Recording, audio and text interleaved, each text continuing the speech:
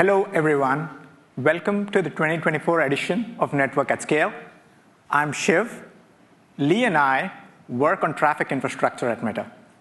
Our talk today introduces Meta's edge, our traditional usage, and our global reach. We'll dive into the opportunities and the challenges that the growth of AI and the advent of the metaverse bring to our edge layer. We'll showcase how we have been evolving and architecting our edge to leverage these opportunities and overcome challenges. Let's first start with a product perspective. As you all know, Facebook was founded in 2004 out of a desire to use the digital world to drive connections in the real physical world. Our products have seamlessly blended interpersonal connectivity through messaging and beyond, promoted community building and commerce, and a whole lot more for a global user base of around 3 billion monthly users. Over time, the nature of content that users have shared on our platforms has changed. We first started with text messages and quickly followed that up with the ability to send photos. We enabled and witnessed explosive growth of video content on our platforms. And now we support rich and immersive experiences in the metaverse. With this starting to sink in, I'm going to slowly add that our content story continues to evolve. It shouldn't be a surprise if I claim that AI is the latest, hottest addition to this mix.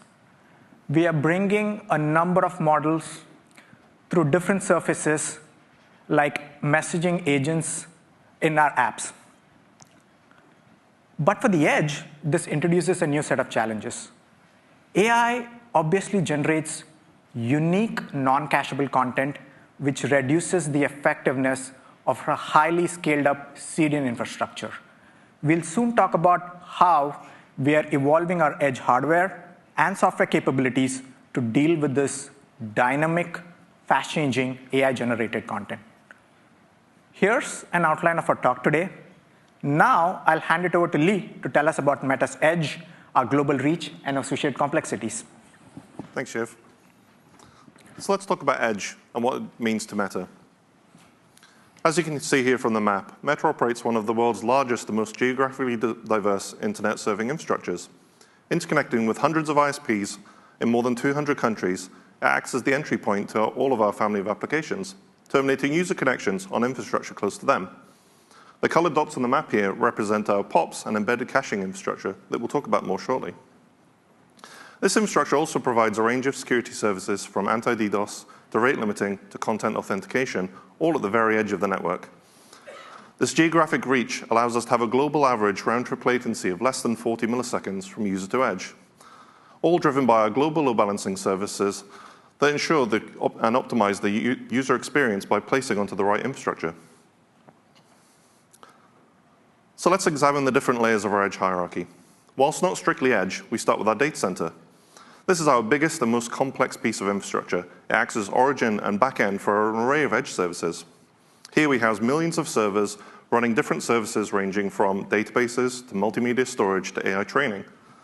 Interconnected by our Express backbone, this was specifically designed to efficiently carry huge volumes of machine-to-machine traffic. And you'll hear about some of the challenges in this space more shortly. Moving down the stack, we have our edge metros. These are collections of POPs in major cities all around the world. They act as the front door to our infrastructure and interconnect us to ISPs. These edge metros are interconnected by our edge backbone. This operates at multi-terabit scale around the world. Next, to serve the hundreds of terabits of traffic towards users, we have the next tier of edge infrastructure called M&A, Meta Network Appliance. M&A is our embedded caching program for ISPs, much like many of the other CDNs and content networks out there.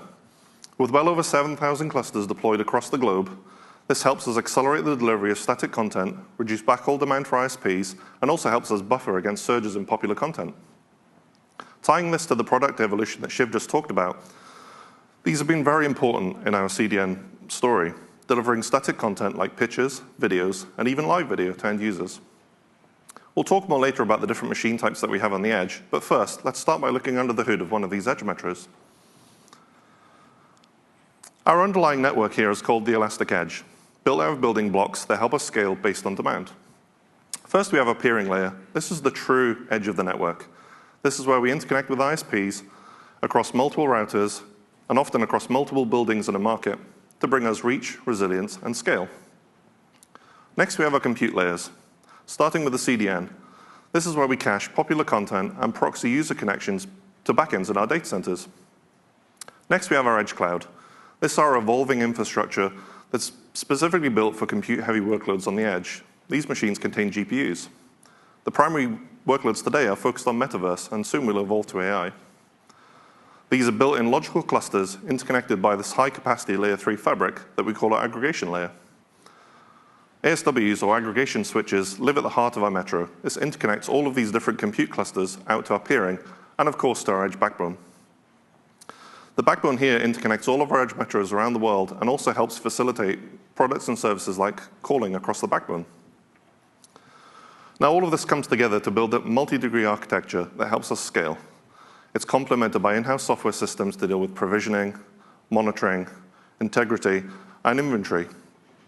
All of this has tight feedback loops to our global load balancing services to keep things under control during network failures. So next, we have an evolving set of use cases at the edge. From content delivery for the likes of Facebook and Instagram, to messaging products for WhatsApp and Messenger, to the metaverse, and now to AI. The paradigm is really shifting to compute-intensive workloads needing to be closer to users. M&A here has been hugely successful for our CDN, caching popular content and offloading huge volumes of traffic for ISPs. However, it's not suitable as a generic compute platform or as a place-to-place GPUs. The measurement here really for us is watts of energy consumed and gigabits of traffic offloaded. M&A, though, was traditionally our closest piece of infrastructure to users in many, many markets. Now that demands are shifting, we're having to think a bit differently. So back to the Elastic Edge network being an enabler for what we do. Originally designed for scale that we now call medium, large, and extra large, you won't be surprised to hear that we're building something smaller, and in fact that we're calling it Elastic Edge Small. However, it's not really that small. Given the density of 100 gig and 400 gig technology in today's networking devices, they're actually quite large. Aimed at developing markets, but not just thinking Africa, also thinking here in the US, outside of the traditional NFL cities, into third and fourth tier interconnection markets. These small deployments are built of small numbers of compute racks and smaller network gear. Think here, pizza boxes versus giant refrigerator-sized routers. But of course, small deployments come with challenges. They can be easily overwhelmed by spikes in demand, and so we keep these within acceptable utilization targets by using our global load balancing and our workload placement systems. Shiv will talk about these more later. So on our compute journey with bringing compute closer to users, obviously locality is key. The traditional reason for us to enter a new market was to offload CDN traffic and bring user termination closer. This obviously was focused on offloading huge volumes of traffic, pictures, videos. But our expansion criteria is having to evolve. As we talked about, we have a need for lower latency content generation at the edge of the network for things like metaverse and AI. What you can see here is a traditional serving path from a GPU that lives in one of our data centers, crossing our backbone, proxying through an edge metro and out to a user.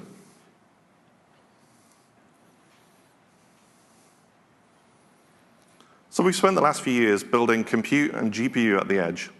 Now we have in a mix of these metros and small POPs, we're moving to compute infrastructure closer to users to further localize the content and offload our backbone. As I mentioned, we're evolving the evaluation criteria for deployments. We're now considering different economics as we start to look at how we place the edge. Now, bringing this compute to the edge obviously brings opportunity. Edge follows the sun. When you're all asleep here, we have compute resources that are free that we can now use for opportunistic, off-peak workloads. Now, with all of this comes many, many challenges. We have fleet management, orchestration, placement, and of course, it's easy to overwhelm small infrastructure with user traffic or have requirements for different machine types that may not be available in every location. So let me bring back Shiv, who will talk to you more about some of the challenges in this space. Thanks, Lee. Now, let's look at what it takes to provide a compute framework or run AI inference on the edge. Let's again apply the product perspective to see how we use the edge compute layer. To expand on what we saw earlier, we broadly support 4 categories of applications. The metaverse is Meta's virtual reality offering. The low latency reach of edge clusters offers a convenient medium to host interactive virtual worlds and to build immersive experiences. Our products like WhatsApp have launched AI agents that converse, provide recommendations, even engage in interactive dialogue.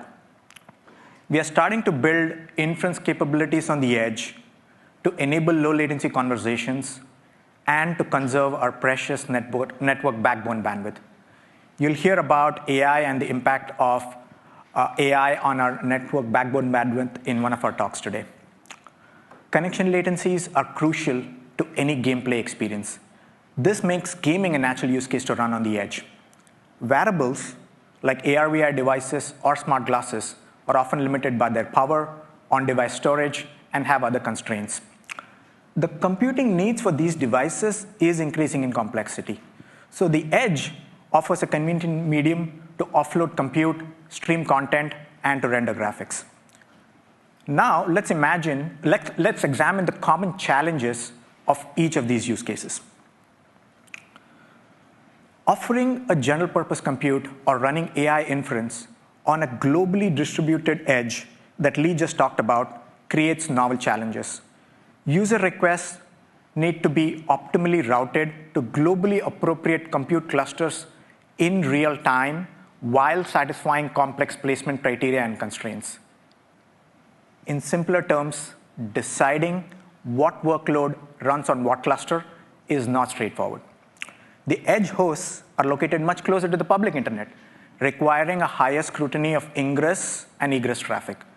This, coupled with having to run a mix of, say, first-party and third-party application code, creates an increased threat surface, which requires higher tenancy control and access controls. Our edge fleet is heterogeneous with different SKUs of hardware and software complements. In effect, not every cluster or every machine can support all of the 4 categories of application requests that we just saw. An application can consume varying amounts of hardware resource over time and require specialized device driver configurations.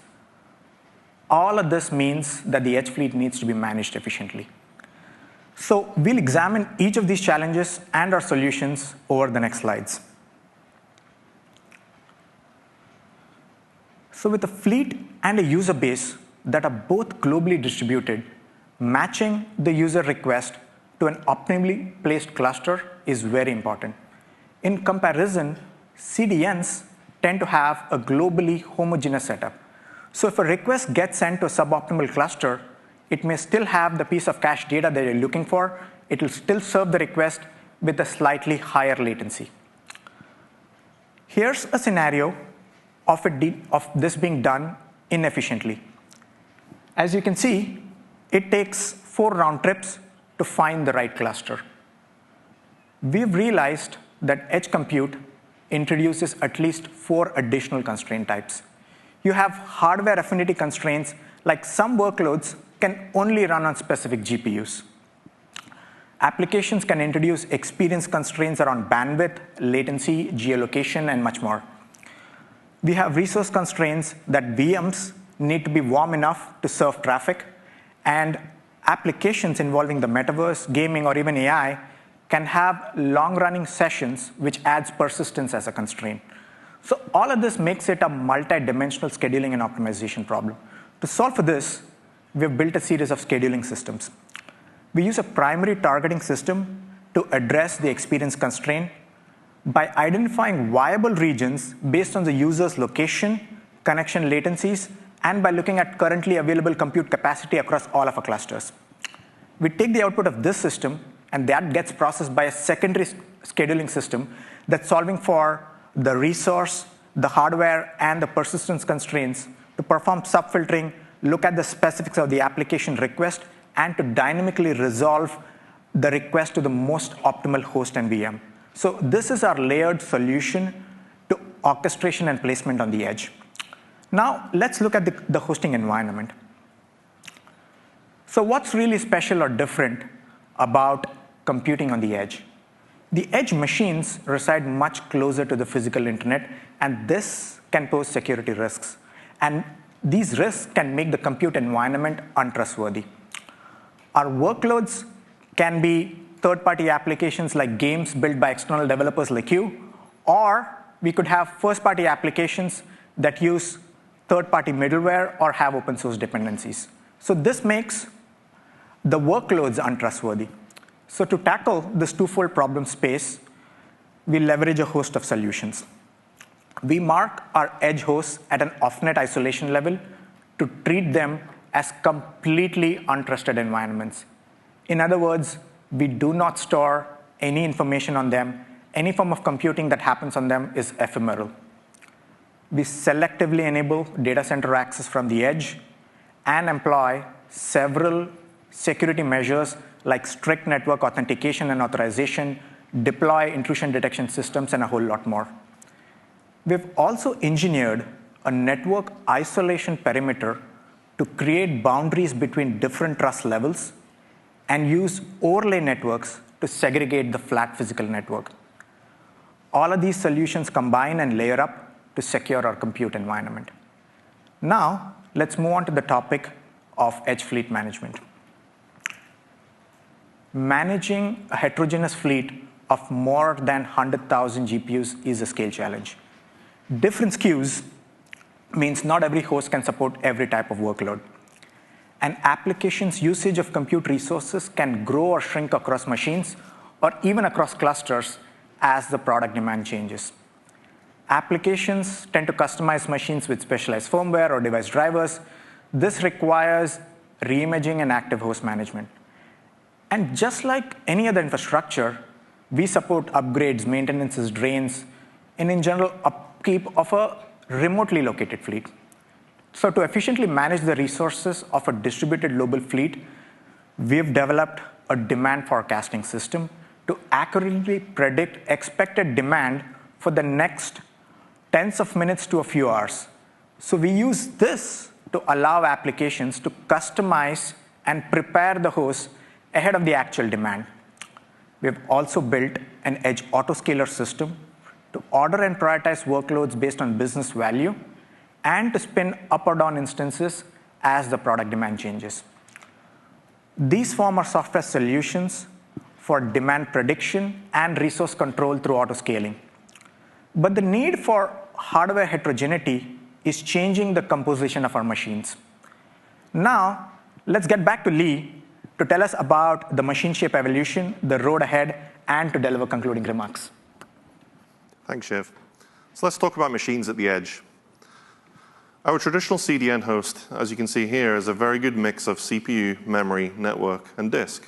It's a very general-purpose machine that we deployed largely, and it helped us to keep up with that huge influx of video demand, as Shiv talked about earlier. Now, with the evolution of the metaverse, we had a need to deploy GPU at the edge. Here we have a machine that has graphics GPU. And next, as we talked about with AI, we're generating now much more uncacheable content. This puts different demands on the CDN. So now we have a machine with much more flash or NVMe storage in order to keep up with that demand without hurting hit rates. And next, with the need for inferencing closer to users, now our next foray is looking at a high-end optimized GPU for inferencing. So bringing all of this together, we're evolving our edge to go beyond content and connections, but to also include compute. While mobile clients are getting more powerful, computing needs, especially for AI, are growing. Edge offers a hybrid model to offload client compute to the cloud. We're architecting our edge towards a future of conversational AI and to host stateless applications. So what's next? It's clearly not all done. As I said, our hardware complement is growing. We're extending more machine types to the edge, especially as our use cases expand. GPUs are solving for graphics problems first and inferencing later. The edge fleet continues to expand, opening up new markets and enabling new lower latency experiences, real-time applications, and cloud offload. We continue to focus on our edge, the developer ecosystem, and help our internal developers to seamlessly move workloads back and forth between our edge and our data centers. Thank you. We'll be back for some Q&A later. There's a QR code for the questions, and we'll see you in the break. Thank you. Thank you.